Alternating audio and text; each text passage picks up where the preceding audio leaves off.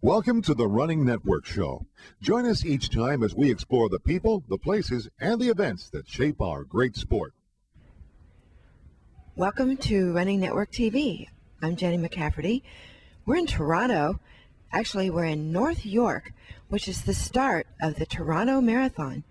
Now, the Toronto Marathon follows the main subway route, so it's a great place to get off and on the subway and see runners as they go down Yonge Street and up University and finish in Queen's Park. This morning we're headed downtown for the Friendship Run, which will leave from the Running Room store and go down to the finish line and back to the Running Room store. Come join us.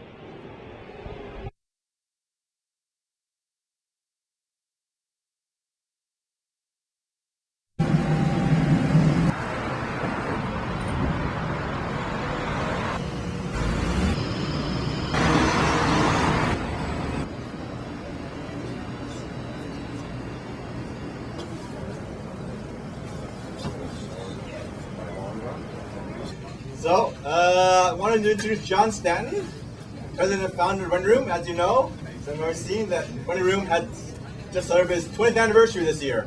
Woohoo! Hi, we're with John Stanton, who's the founder of the Running Room store here at the Hazelton Lane store in Toronto. We have just finished a friendship run. John, tell us about some of the things that you're doing associated with this race. Well, one of the things we do is what we did this morning. It's a friendship run. As you can see, we had a nice gaggle of people here, and they were all getting ready. We did a little friendship run. They went 3 or 5K. It's mainly just a chance for people to get out, get rid of that last-minute nervousness they might have. We give them a few training tips and a little pep talk. We got some little snacks for them afterwards so they can mingle and have a muffin or something afterwards and a juice or coffee. And it's a chance for people just to kind of relax. So often as we come into a marathon or half marathon, and particularly folks running their first ones, there's a lot of anxiety. And we find if you get people in an environment, everybody else has those same little aches and pains and the same concerns about did I do enough training or did I get enough sleep, or I'm worried about the little head cold I got. And once we get out and we get that little run in, it has this nice kind of calming effect on us that helps us relax. We enjoy the rest of the day.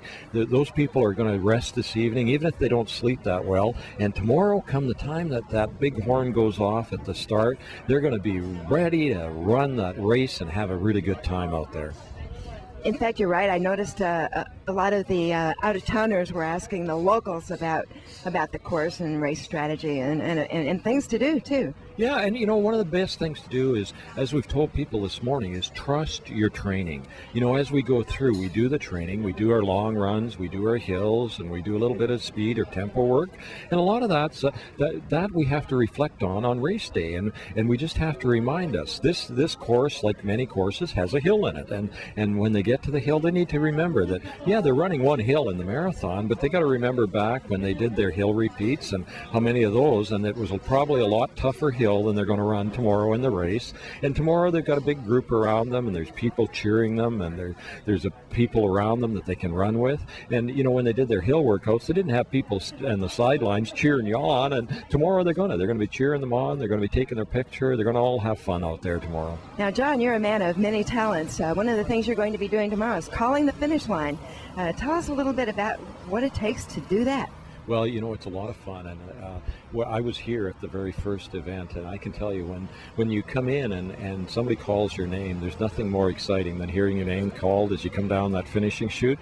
For many of us, that's our moment of glory. We get to experience what the Olympic athlete feels, and it's a particularly thrilling moment. And I often, as we got our binoculars out and we see somebody coming around the corner, and that it's Sue, and you see Sue coming along, and she's struggling near the end of it, kind of grimacing, and you say, well, here comes Sue, and you call out her name. All of a sudden her form is back and her posture's up and her smile's on her face. It makes for a much better photo at the finish line when we do it that way. And I know that you've done some other things recently. You're actually served as a pace bunny at Twin Cities, and you're expanding your stores into the U.S. now, aren't you? Yeah, we're down at the Twin Cities Marathon, which is just a fabulous marathon in Minneapolis. It starts in Minneapolis and finishes in St. Paul, right at the state capitol, and it's a spectacular run. And I was there as a pace bunny. They have a 10-mile race there as well as the Twin Cities Marathon. And if people are looking for a fun distance, the 10-mile is a really kind of nice distance for those of us that run the half marathon and run the marathon. All of a sudden you get in that 10-miler and you think, this is really a fun event, because you can't go at it like the intensity of a 10K, so you have to slow down a little bit and enjoy it. But yet it's a shorter distance than the half marathon. About the time you're thinking, why am I doing this? There's the finish line and you're done. That's one way to look at a 10-mile. I like that one. Now, John, one of the things that you've done is you've written one of the Bibles of the running boom, calling Running Start to Finish. And one of the things you talk about in there is tens and ones. Can you talk a little bit about those? Well, it is. In my book, Running Start to Finish, we do, for everybody doing their long runs and for people doing a marathon or half marathon, we have them doing walk-run combinations. But what we've done is to try to simplify it a little bit, so that I found that, if people go to the gym, they know how to lift weights, and they do combinations or they do sets. And what I've approached the long run of is to think of it as sets or intervals. And we do sets of running for 10 minutes and then brisk walking for 1. And we do that right from the start of the race all the way through the race. And what we found is that the muscles stay more resilient, they stay more flexible and stretch, because when we're walking, we give them a little stretch.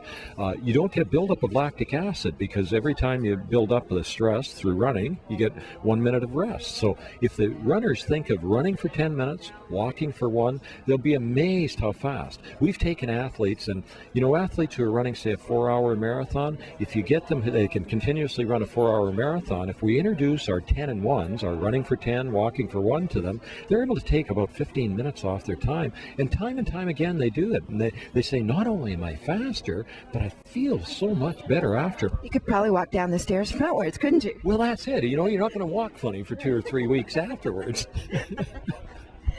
Well, it's really a treat to see your store and to have been on the Friendship Run this morning, and we thank you very much for talking with us. Well, that's great. And anybody watching, we want to tell them that, we got a big Toronto welcome up for everybody who's interested in coming on up. Toronto's a fabulous city, and we'd really encourage them to come up. This particular race gives you just a terrific tour of the city, both from North York all the way down Yonge Street through the business center, and then we finish at Queen's Park. Come on down. It's a party. You'll have a great time. I think so. Thank you.